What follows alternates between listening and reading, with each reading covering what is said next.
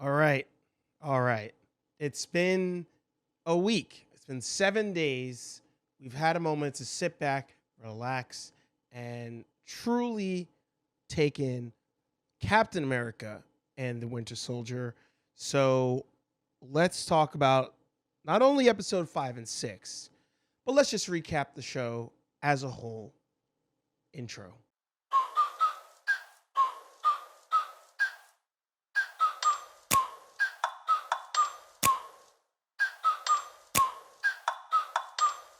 Like, ride with me if you ride with me, you can slide with me if you feel like. You're here for a episode 5 and 6, but mostly recap of Captain America and the Winter Soldier, formerly known as the Falcon and the Winter Soldier. One of the big things online I'm seeing is a lot of people they're agreeing. We're all agreeing here that the show should probably just be called Captain America and Bucky. But, I'm kind of selfish. I actually do enjoy Winter Soldier as his title. Anyway, moving on. I think we could all agree that this show was great. The show was good, top to bottom. I will go into issues I've had, but the issues I have in the show do not offset the fact that I enjoyed the show. If you remember, and feel free to go back and watch all my old 2-minute reviews, whenever it comes to Marvel, their biggest opportunity is always the fact that I think the endings are always a little weak. I think in the Marvel movies, in the TV shows, the endings leave much to be desired. Even though it was only 6 episodes, they built up so much and they got you so hyped for what was to come and what was happening and how would they resolve the issues. And across all the shows, all the movies. But for some reason at the very end, there's always like a drop off. In this show, to me, the drop off was kind of, we had Zemo, we had the Power Broker, we had the Flag Smasher, Carly, and the three of them were like kind of like these villains, but like not villains. Like they really, the show's really trying to like muddy the waters there. And the only one that seemed to be like truly a villain as far as the show was concerned was the Power Broker. Somebody we had never met. Now, we're going to go into spoilers in case you've made it this far. If you made it this far without thinking there's going to be spoilers, I'm sorry. We're going into spoiler territory right now. So we actually predicted Sharon Carter would be the Power Broker. And I was okay with that. I was perfectly fine with it. And they set it up very well. I mean, they told us, and actually she told us, that, she felt betrayed by her country. She fled there. And now she's like some big hotshot in Madripoor.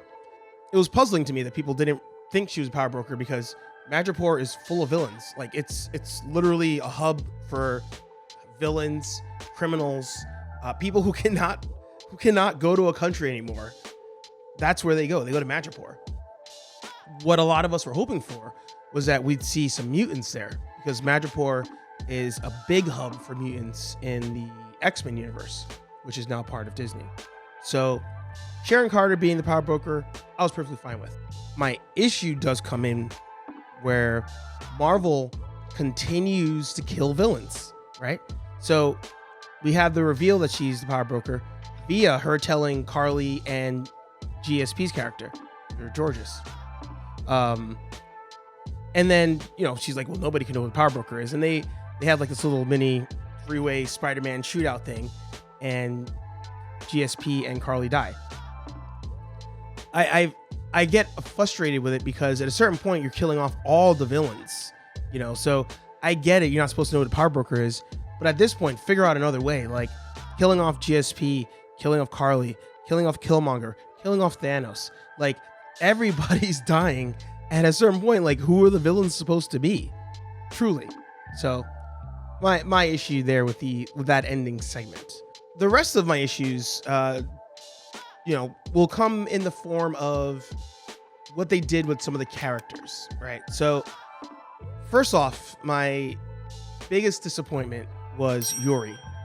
Now, Old Man Yuri, I loved episode 1, that bond that him and Bucky were making. And then they make that reveal that Bucky killed his son. Perfect. Like the conflict there, perfect. How will Bucky tell him? Will Bucky tell him? Like that was weighing on us throughout the whole season. Wonderful, fantastic. At the end, when he goes to tell Yuri, I feel like there's no redemption there. I feel like he says it and Yuri gets sad and Bucky walks away. And then later on, you see Yuri in the restaurant with the girl that Bucky went out with in episode 1. You know, Bucky looks in the window and he smiles and he walks off, but something was missing there.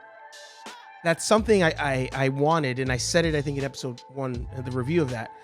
I wanted him at a certain point to just be like, you know, even just to say, I forgive you, or to say, you know, you're my son now, or something like that, you know, and Bucky can stay there.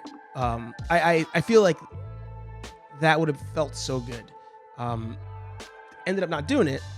And, you know, Bucky now is going to partner with Captain America, but I really thought that would have been a nice, like, sweet, like, tear-jerker moment. It would have been so nice. The other, you know, major character in the show, John Walker. I mean, talk about successfully getting you to hate a character before the character even says a word. They nailed it. They nailed John Walker, formerly Captain America, now U.S. agent. Where I got confused, and I think some other people may have got confused as well, they were building him up to be kind of a villain. You know, like U.S. agent as a character is a very selfish character, very wants to do the right thing, but like can't do the right thing in the right way. So they definitely got that across as it went on. Like, he just wanted to be Captain America. He just wanted to do the best job, but he couldn't because there was a level of selfishness there. He was doing it for the clout. At the end of the show, when he partners with Bucky and Sam, it felt weird to me. Like, I like that they teamed up, but it still felt odd because they were at such odds the entire time. You know, I think it would have made more sense to me if they even verbalized, but said, you know, like, hey, let's just take care of this problem or something like that. But I feel like at the end of the show, Bucky and John Walker, they got chummy. And to me, that didn't match. Like, there's already too much conflict. Dude lost his best friend. There was too much conflict for them to just be like, all right, we're cool. That slight issue there. Otherwise, I mean, the big reveal of Sam Wilson in the Captain America suit, it's so weird because we all know what the suit looks like. We've all seen it in the comic books. But to see it in real life, to see it on him was dope. And the figures that have come out, the figures that are announced in that suit, super dope. Just super dope. I'm excited. Will I be buying Hot Toys? No. Maybe. But if I was, this would have to be one for sure. I do kind of wish Sam took the super soldier serum. I know that'd be out of character for him. But, you know, him throwing the shield and catching the shield and all of that, I guess it's fine. I'll let it pass. I'll let that one slide. Even at the end when they're like, hey, that's Black Falcon. And the other person goes, no, Captain America. Dope. I kind of do hope going forward, it is still kind of a thing where he's still, you know, he's wearing the suit and he says he's Captain America, but that people don't see him as Captain America. I think that'd still be interesting as a kind of like subplot, you know, preceding the show. But I'm excited to see where it goes. Apparently we're going to get a movie now. I'm excited to get that. Oh, how could I forget? How could I possibly forget? Isaiah Bradley. They do my man Isaiah Bradley right. Get him a statue. Put him in the Captain America Museum. Super touching moment. I kind of want them to do some sort of Isaiah Bradley story.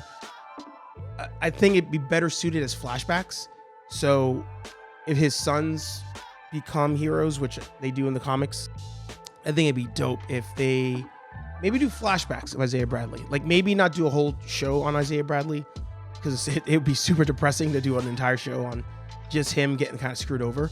But I think it'd be cool if they highlight the sons and then maybe do like Arrow style flashbacks, where they're showing Isaiah Bradley, like maybe running simultaneous, you know, like maybe showing Isaiah Bradley like rising to become Captain America, but then showing his sons as they also rise to become heroes, like showing it in tandem. But even though there's, what is that, 40, 50 years difference in there, I think that'd be pretty dope.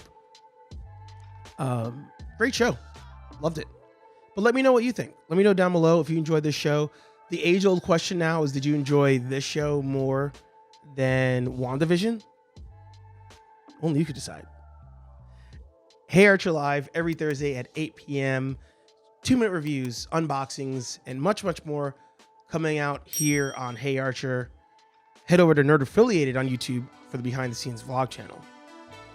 Like, comment, subscribe, and I'll talk to all you nerds in the next video.